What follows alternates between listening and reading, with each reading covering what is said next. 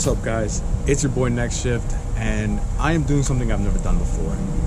I've been wanting to do this for a really long time, and I finally just did it. You know, I decided that enough talking about it, it's time to just be about it. A lot of people that I know have always wanted to do something like this. It's something that for a man or woman, it's kind of like a check off the block. And that's to restore a car or a motorcycle or a boat. You know, some people it might be a classic car, some people it might be a muscle car, some people might want to restore a boat and get it back in working condition, whatever it is. Usually I've always just bought things in a condition that they're ready to go and I can take it full advantage of and have fun with them. And I've been looking around for a car that I've been wanting for a while, and I decided that I also wanted a roadster. All right, but enough of that. I'm not going to say anymore. This whole series is going to be about restoring a car when you have no idea what you're doing. I've never done this before. I have some mechanical experience. I've done motor swaps before. And then obviously do all my own oil changes, you know, change brakes, things like that. Stuff that, you know, most guys should be able to do if you got the tools for it, right? And you got the space for it, right? So I decided to take it to the next level and really push myself and test myself to be creative. And before we start, and the whole series is going to show you from start to finish. Hopefully this project doesn't take me too long, but I'm going to try to document it the whole way and show you guys. Starting with what everybody needs to do first, and that is get their working area ready to work. Because as you can see, my garage, and probably your garage, is not ready to have a car worked on. So that's step number one. So I'm gonna do that real quick, and I'm not gonna bore you with the details. So let's just get right to it, all right?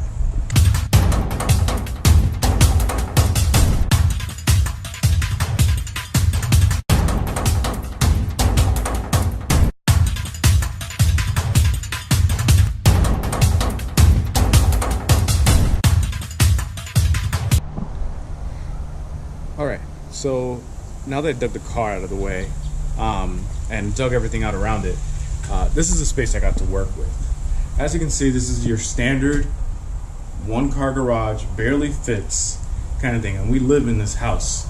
That means that we got a lot of stuff in here. And ideally, I wouldn't want it to be this way. I want it to be like a man cave / workshop, but you know, we only got one car garage. We got to put storage in there. We got to put the stuff that we use in daily. We also have a boat, so all the stuff for the boat is in here, and then the boat is stored off site. So I'm going to transform this. As you can see, I've already started because I do work and do some projects in here. Some stuff for my wife, some stuff for myself. I do some woodworking, and you know, some mechanicking. Is that a word? Probably not. So I do some tinkering around, change my own oil, do my brakes, stuff like that. So we're going to turn all this space into more usable space. I'm going to put shelves up eventually. I'm going to clear some of this stuff out here, and then make this a fully workable area where we can have the car up on stands and be ready to go. Some of you might have seen a sneak peek of the car. Some of you may already know what it is, but I don't give it up that easy. You're gonna have to wait and find out. So let's keep cleaning up, and then we'll take it from there. Okay, you get the idea. There's a lot more work to do. We're gonna get shelves ordered. We're gonna get all these things out of here if we don't need them, and kind of go doing spring cleaning. But I'm not gonna bore you with that stuff. I'm gonna try to just go ahead and for the next couple hours, really change this place as much as I can with what I have. All right, guys. It has been maybe like 2 hours, kind of like I called it. Yeah, it's not done, right? It's far from perfect, but now it's a usable, workable space, right? And that's really all you need to get this project going, right? A little bit of motivation, right? A little bit of cash, not that much, and a good space to work with, and some tools. If you've got those, there's probably 4 things, all right? There's probably another one, but we'll keep it basic. I was able to get like my rod's up, which there was space for it already. I was just being lazy, and I didn't take care of it. I just kind of had them going down on the ground. My tool wall, I worked on it last weekend before I got the car, and so it was kind of already okay. There was just some clutter, some stuff I had to take care of, so that's good. And then my mobile toolbox, I kind of just moved some things around, right? And I created this whole workable space here that's going to be used. There's some things that I got to get rid of, right? I'm going to get some overhead storage, some more shelves, and I got to get rid of a lot of useless things. So these were things that were in here for no reason. So, but now I got to take you guys to the next phase. All right, I got to show you guys the car. I've teased you long enough, and I should probably show you the car. All right, this is what we're going to be working with, and excuse the mess.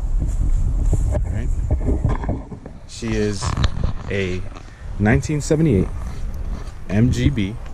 All right, a very popular car to restore. She has 51,000 original miles on this motor. VIN number verified. Okay. The front bumper is already off, but the front bumper and the back bumper are already off, and I have them.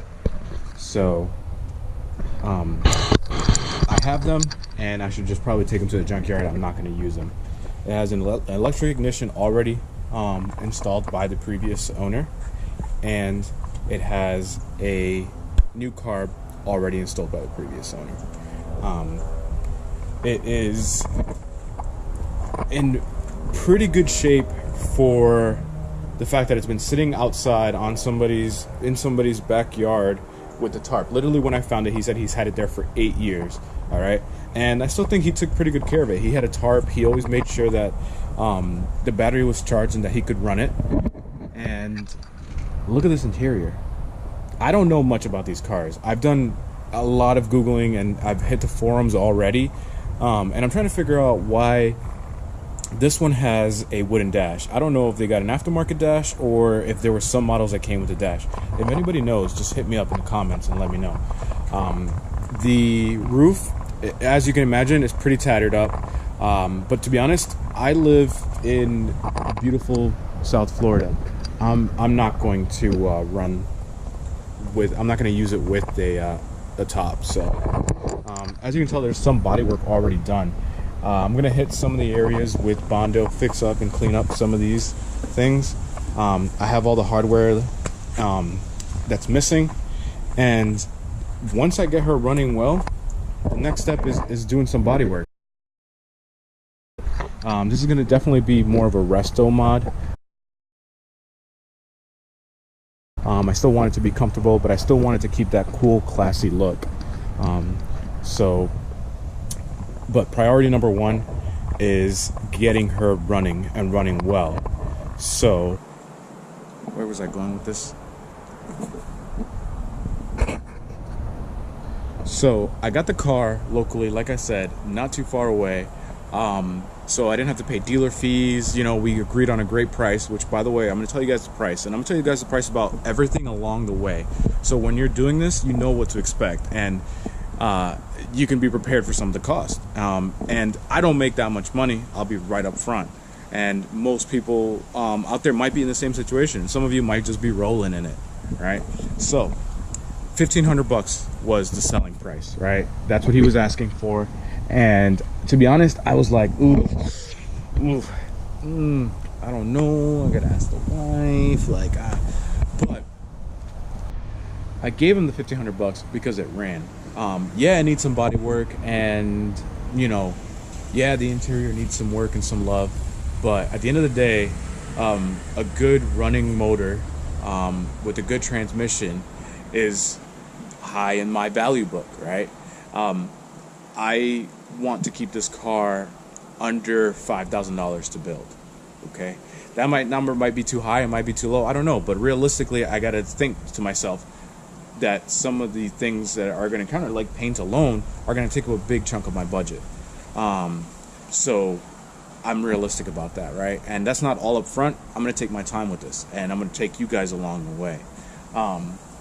So that's pretty much it for this update. Episode 1. Stay tuned if you want to see this project come to fruition. If you have any questions, leave them in the comments below. I'm going to take this from the ground up, and I hope you guys come along on the ride with me and help me out, because I'm going to need all the help I can get. All right, the Google machine will be going non-stop until I get this done, because like I said, I have some experience, but never a full restoration like this, and not even a full restoration, but a restoration like this. So without further ado, let me show you something. Just as a little teaser,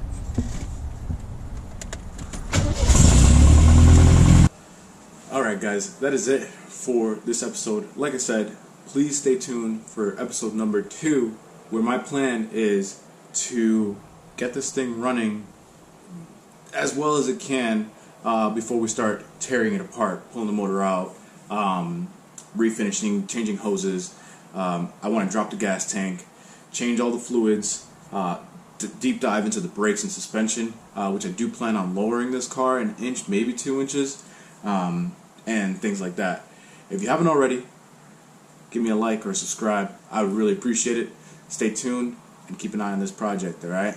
Alright, see you. Have a good one. Everybody gives you advice, yeah, on how to live your life, how to live your life. Oh yeah, one last thing. Stay tuned for next episode where I do this.